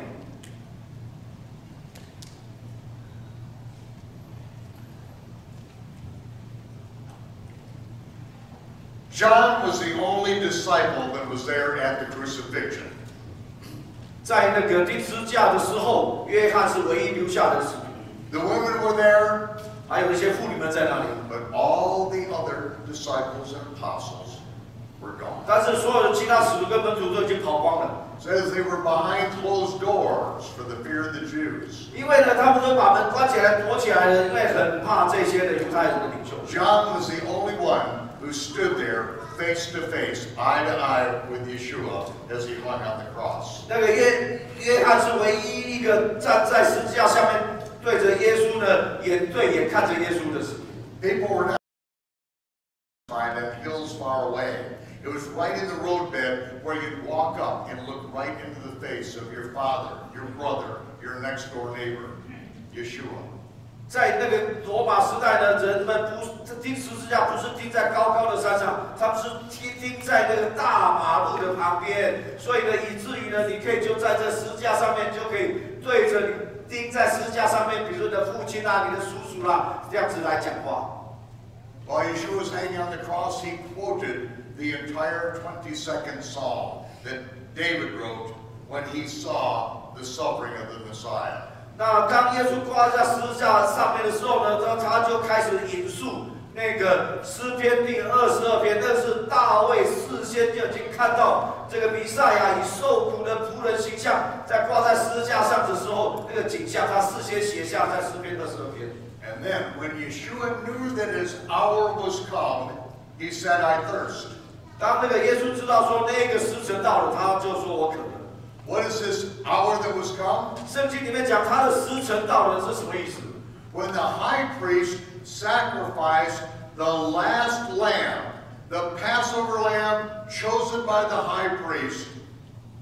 就是当那个大祭司啊，是那个已经准备好要宰杀那头大亲自拣选的伯利恒那头羔羊，是代表全以色列的那一头。And they had sung the Psalm of Ascents over and over while 250,000 Passover lambs were being sacrificed on the Temple Mount.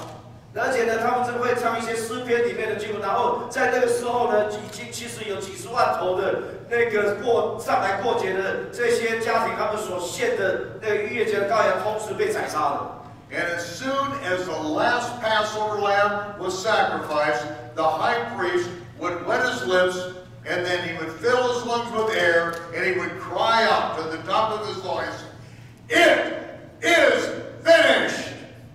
然后就像在这个大祭司呢，在这么多的众多的献祭的逾越节羔羊的最后一头，就是大祭司要宰杀的，为以色列全以色列所献的。那个时候，大祭司献完这个最后一头的时候呢，他就要大吸一口气，然后呢，高声的呼喊出来说：“成了。” So when Yeshua knew his hour was come, he said, "I thirst." 所以呢，当耶稣知道说，那个宰杀最后一头大羔羊的时间要到了，他就说：“我渴。” He pulled up with all of his might against those nails, filled his lungs with air, and cried out the words of the high priest, "It is finished." 同样的，耶稣在十字架在同一个时辰呢，他就尽量的用他被钉住的那个双手，然后那个膝盖这样撑起来，最后一次，然后吸进大量的空气到肺里面，然后他最后一次用尽全身的力气呼喊出来说：“成了！”就以大祭司的身份宣告出来。Joseph of Arimathea, when he saw he was dead, went back and asked for the body of Yeshua. 还有到这个亚利马大那个约瑟呢，他就看到耶稣上了十字架死了以后，他就赶去跟比拉多要这个尸体。Pilate marveled, "Is he dead already?" 那个比拉多很奇怪说：“怎么这么快就死了？” It takes up to a week to die on a cross. 因为最少要1个礼拜你才会死啊，在十字架上面。They had a soldier go and run a spear into his side and pour blood and water. 所以呢，就派了一个士兵呢，他们跑去他的肋旁呢，就刺枪进去了，然后水跟血流出来。John, who was standing right in front of Yeshua, said that the blood ran out of his side. 然后呢，约翰就在那里看见，他就记录下来说，那个水跟血呢从肋旁流出来。And for the first time in 19 chapters, John stops the narration and says, "And I saw this. I bear record. This is the Son of God." 然后呢，约翰在写的这么多的经文之后呢，突然就在那个时间点啊，他就突然停下来，他插出一句话，就说：“我约翰看见了这件事，我为这件事做见证。” What did John see? 约翰说他看见了什么？ He saw the earthquake and the rocks rend. 他看到那个当时呢，那个勒庞的枪伤，那个勒庞的那个血流下来的时候，当时的地震，然后磐石裂开。He saw the ground open up right beneath the cross of Yeshua. 他看到那个耶稣所钉十字架的旁边的磐石裂开来了。And not giving it all away, he said this. 然后呢，他没有把全部都讲出来，但是他这么讲 I saw this. 我看到这个， This is the Son of God. 这个是神的儿子。 What did he see? 他看到什么？ He saw the blood and the water come out of Yeshua's side, down the earthquake crack, and splattered on the Ark of the Covenant that was hidden right beneath that spot by Jeremiah 600 years earlier. 他就是看到那个磐石裂开的时候呢，一直裂下去呢，到了那个600年前的神吩咐耶利米去把那个约柜藏起来，等在那里要承接那个耶稣的血流下来，就要落在施恩座上面。That's why in 1 John, John says this. 这就是为什么约翰第一书约翰这么讲。There are three that bear witness in the earth. 约翰说了，地底下硬哦，不是暗哦，地底下的做见证的有三。The Spirit and the water and the blood. 就是圣灵、水和血。This is the testimony that God gave of His Son. 这一个见证呢，是天父亲自为他的爱子耶稣所做的见证。This is greater than the testimony that men give of His Son. 这样子的见证呢，是远大于任何人为他的爱子所做的见证。When Yeshua gave up the ghost, 当耶稣呢，跟耶稣说，把他的灵交付给那个父神的时候 remember at His baptism, the Holy Spirit came down upon Him in the form of a dove and remained on Him. 你记得吗？那个时候他在约旦受洗的时候呢，那个天开的圣灵好像仿佛鸽子的形状，就住到他身体里面去。When He said, "It is finished," 当他讲说成了的那个时候， that Spirit in the form of a dove came off Him and rested over the Ark of the Covenant. 那一个仿佛鸽子形状的圣灵呢，就离开了他呢，跟着随着水跟血一路下去呢，就落到约柜上面的施恩 The 座上。 water and the blood anointed the most holy, and that's when we were bought and paid for. 那神爱这个真正逾越节的羔羊的水跟血呢，流下来呢，直接的膏抹了那个约柜。那这样子，我们的死刑的罪债才得偿付。 He washed us by His own blood. Revelation 1:5. 启示录第1章第5节，他是用他的血洗净我们。 And what is underneath the mercy seat, which is covered with His blood? 那在那个施恩座的下面，这个施恩座上面是他的血的。那施恩座的下面是什么呢？ The tablets of stone. 就是石板啊。 What is in the back of the ark? 然后在那个约柜的后面是什么？ The very scroll that Moses shook the blood of bulls on, that we entered into the blood covenant. 就是那个摩西在西乃山下面的那个洒那个血，跟在耶和华面前彼此成立的那个血约的约书啊，就是放在那个约柜的外面的那个角，挂在外面的约柜的背后。 Jeremiah prophesied that the cloud of glory would come over the Ark of the Covenant in the last days, and the Ark of the Covenant would be revealed. 耶利米呢，他就发过这个预言说呢，在末后的日子呢，那个耶和华神的荣耀呢，会再一次的显现在约柜上面，而且呢，就如同摩西的日，而且呢，约柜会被显现出来。When the Almighty God does that, 当那个全能的神做这件事的时候， the blindness in part that's happened to Israel will be removed. They will look on Him of whom they are pierced, and they will weep and they will wail as one weeps for their only son. 当这件事情当耶和华神把约柜显露出来，以色列人看见约柜上面施恩座上面耶稣的血的时候，那个时候以色列人的帕子就全部被除去了。那个时候他们就清楚说，他们就仰望他们所听的那个耶稣，为他哀哭，如同哀哭自己的啦。Okay, we have 5.5 minutes now. 还有5分半钟。Yeshua is put in the grave before sunset. 耶稣呢，就是在日落之前被放进去那个坟墓。It's the 14th day of the month. 那个是那个亚比月14号。At sunset, it begins the high Sabbath of the Feast of Unleavened Bread. 然后日落的时候呢，就会开始第15号。那第15号就是大安息日，同时是那个除酵节的开始。And that's when we eat the Passover lamb with unleavened bread, the Passover lamb that we killed that afternoon at the same time Yeshua died. 那个礼拜14号下午呢，所宰杀月子羔羊呢，是到那个日落了以后，变成15号那个晚上，跟着那个无酵的饼一起来吃那个逾越节的羔羊。That year, the Passover lambs were slain on Wednesday. 就在耶稣上十字架那一年的逾越节的羔羊是在星期三，亚比月14号是在星期三。Yeshua was put in the grave before sunset on Wednesday. 所以呢，耶稣呢是在那个星期三的日落之前被送进去坟墓的。He was in the grave all Wednesday night. 他就在那个坟墓里面的星期三晚上，整个星期四晚上，整个星期五晚上。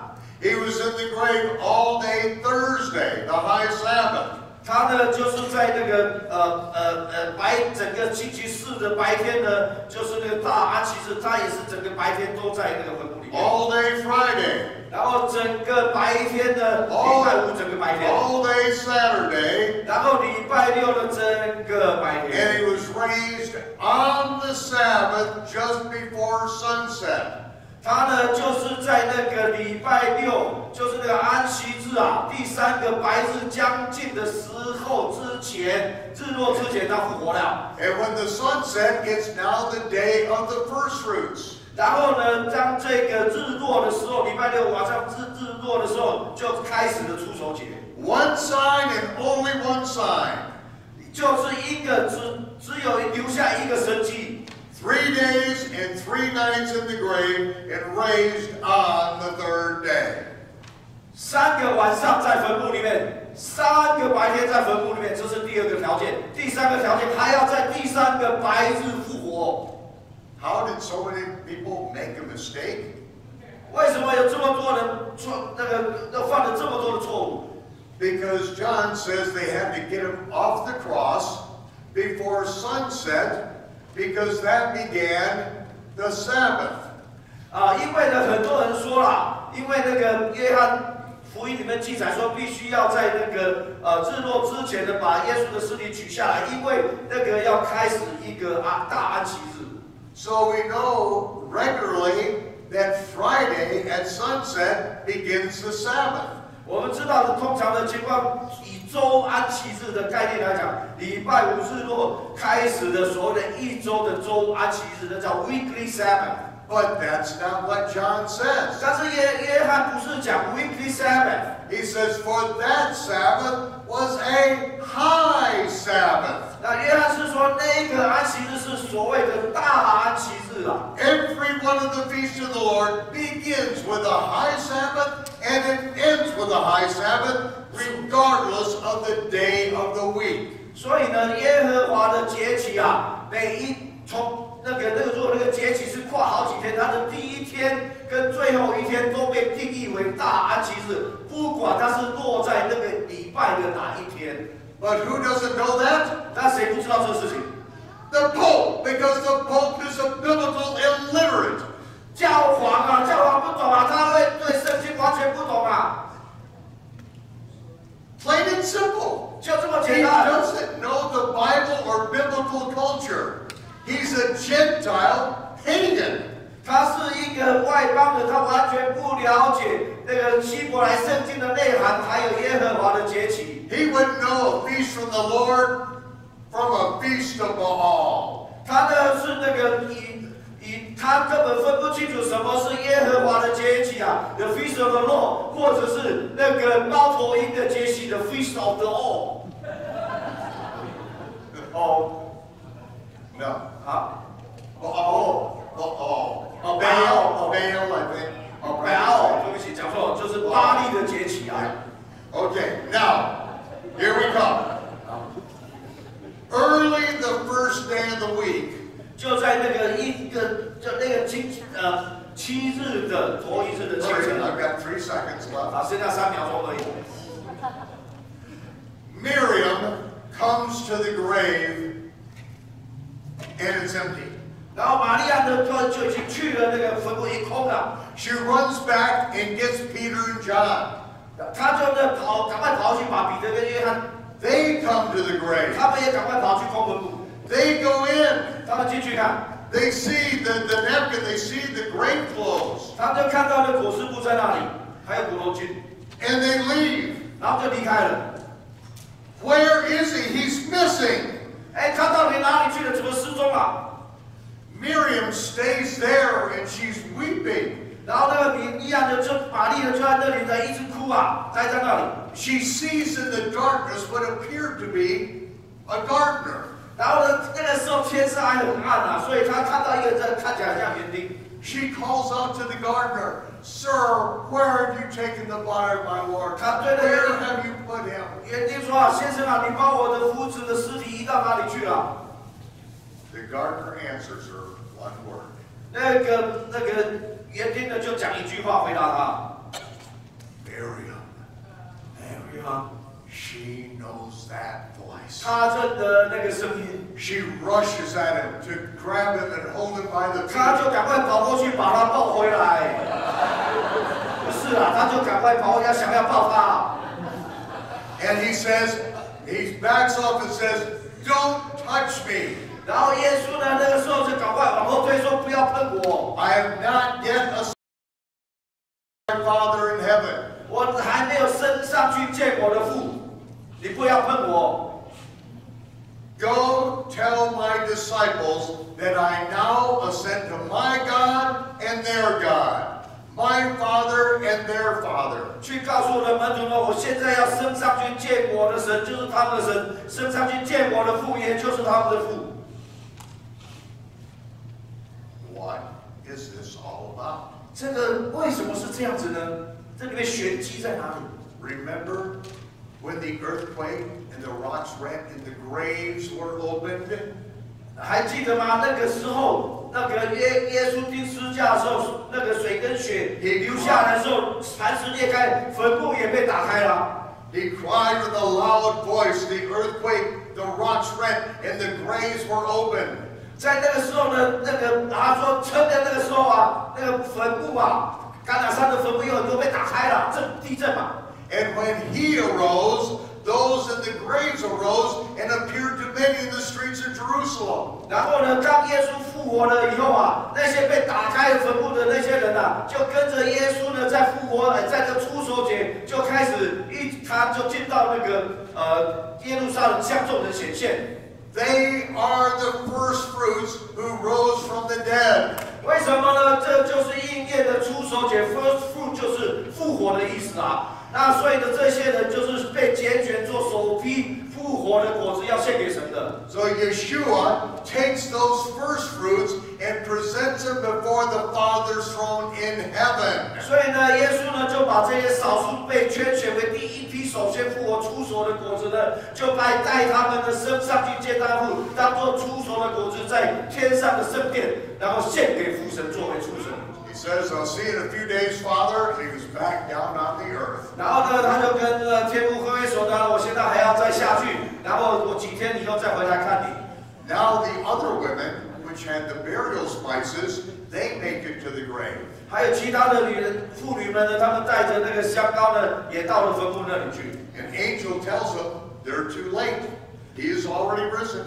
然后那个天使跟他说：“你们来太迟，他早就已经那个复活了。” So as they walk back, 当他们要往回走的时候， Yeshua appears in front of them. 那耶稣呢就在向他们来显现。 And in the Hebrew Matthew, it records, he says, Yehovah Yoshia, Yehovah saves you. 那个在希伯来文的马太福音呢，记载耶稣对他们所讲的话，就是亚和华、亚叙亚、耶和华拯救。And now it says the women embrace him and hold him by the feet. 那这个时候呢，他才让这些妇女们呢来抱住他的脚，可以抱。Why could they do it, but Miriam couldn't do it earlier? 为什么呢？那个米利亚不能够做呢？只有这些妇女们可以这样来抱他呢？之前那个不行呢？ Because he, as the high priest, had to be in seclusion according to the prophecy of David. And then, when he presented them before the Father's throne, and he came back down to the earth, now he can be touched by any normal person. 因为那个大祭司呢，在他们还没有献那个出熟的祭以前呢，他还要独自独处，留在那个石头的房子里面，以免被玷污了。所以呢，他们呢才能够早上呢才能够去献出熟的祭啊。所以在那个之前，没有任何人能够碰他。那耶稣也是因为要执行大祭司的职分，他在那个时候要升上去献出熟的果子、出熟的祭，所以呢，一样不能那个时候不能碰。So, Yeshua loved us. 所以耶稣爱我们， He washed us clean with his own blood. 他以他的血洗净我们， And he has renewed the covenant with us. 而且呢，他把这个约给更新了，为了我们。 And he has made you priests and kings. 然后呢，更新的以后，我们就成为了至高神的祭司，还有是王，还有那个国度里面的王。What are you going to do? 这个就是君尊的祭司啊，君尊就是王，然后祭司两个位分。What are you going to do to fulfill your role in your ministry? 那么，所以呢，讲到这，你们要思想一下，你们要做什么？要来那个成就在你的那个服事上面，来怎么样来传讲这样天国的福音？ I hope that I've laid a foundation so that I can come back sometime, months in the future, and we go through the book of Revelation in one weekend. 我希望呢，这一次来呢，我已经帮你们打好了这个基础了。然后我几个月以后再回来的时候呢，我就可以来跟你们来解释那个启示录。